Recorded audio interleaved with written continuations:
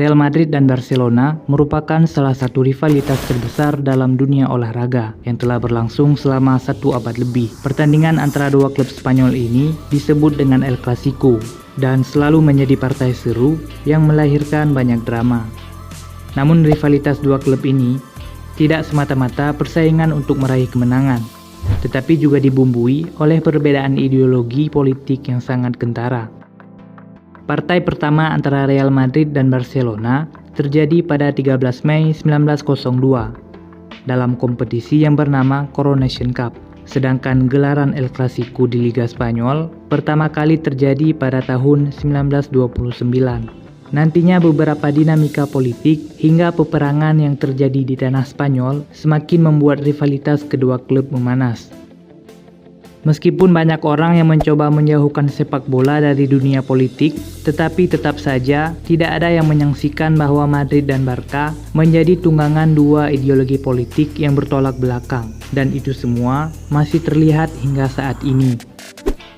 Real Madrid sejak dulu dianggap sebagai representasi dari kalangan aristokrat, orang-orang bangsawan, dan penguasa Spanyol. Sebaliknya Barcelona menjadi representasi dari kalangan bawah, kelas pekerja, dan pemberontak terhadap kekuatan kalangan atas. Sebagai klub yang bermarkas di Catalonia, Barcelona juga menjadi salah satu citra dari nasionalisme Katalan, sebuah ideologi yang menekankan bahwa Katalan adalah sebuah bangsa dan identitas independen yang ingin memisahkan diri dari Spanyol. Ideologi ini telah berlaku sejak era monarki, kediktatoran Francisco Franco, hingga sekarang. Dalam hal ini, Barcelona menjadi resistensi bagi pemerintahan Spanyol yang diwakili oleh Real Madrid.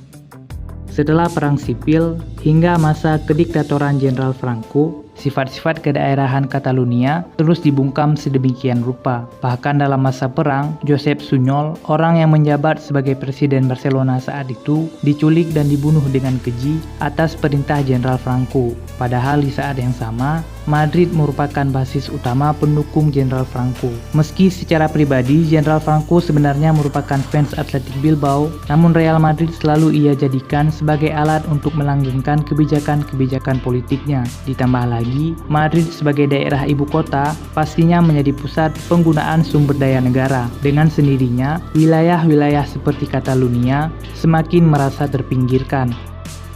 Sebagai pemenang perang, Jenderal Franco mengusung ideologi fasis yang hendak menyeragamkan negara Spanyol di dalam identitas yang menyatu dan menciptakan nasionalisme tunggal yang terlepas dari sekat-sekat identitas regional. Untuk mencapai tujuannya ini, Jenderal Franco sering membuat kebijakan represif kepada suku-suku lain seperti Katalan dan Baski. Pada masa kekuasaan Jenderal Franco pula, Real Madrid berhasil meraih 5 gelar Liga Champions secara berturut-turut pada edisi pertama kejuaraan bergengsi ini digelar. Padahal perlu waktu 23 tahun setelah kejatuhan Franco pada tahun 1975, Madrid baru dapat meraih gelar champion tepatnya pada tahun 1998 atau 32 tahun setelah piala terakhir mereka pada tahun 66. Sepanjang kekuasaan Franco, Spanyol yang begitu terpukul akibat perang saudara sebenarnya merupakan negara miskin, dan Franco tidak menyukai citra Spanyol sebagai negara miskin. Ia ingin agar Spanyol terlihat baik-baik saja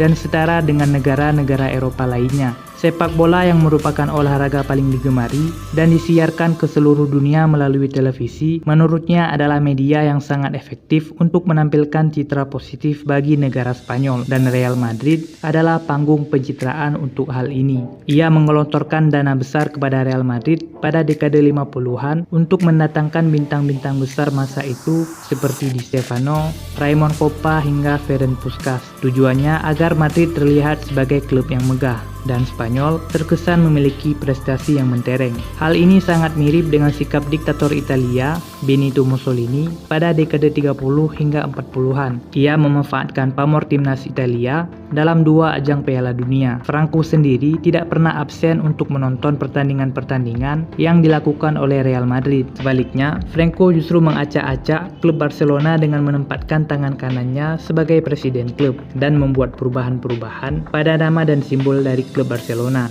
Perlu diperhatikan juga penggunaan kata Real pada nama beberapa klub sepak bola Spanyol dan penggunaan mahkota pada simbol klub seperti Real Betis, Real Zaragoza, Real Valladolid termasuk Real Madrid sendiri adalah gelar kehormatan dari kerajaan Spanyol pada era monarki. Klub-klub tadi menjadi simbol bagi kekuasaan penguasa Spanyol. Setelah kejatuhan Franco, identitas Katalan semakin terbuka untuk diperlihatkan di muka publik dan pertandingan Barcelona di Stadion Camp Nou selalu menjadi media ekspresi identitas Katalan seperti bendera dan simbol-simbol lainnya. Bumbu-bumbu politik sepertinya masih tercium kuat dalam setiap pertandingan dan rivalitas antara kedua klub, dan itu masih akan terus berlanjut hingga Ronaldo dan Messi pensiun dari dunia sepak bola.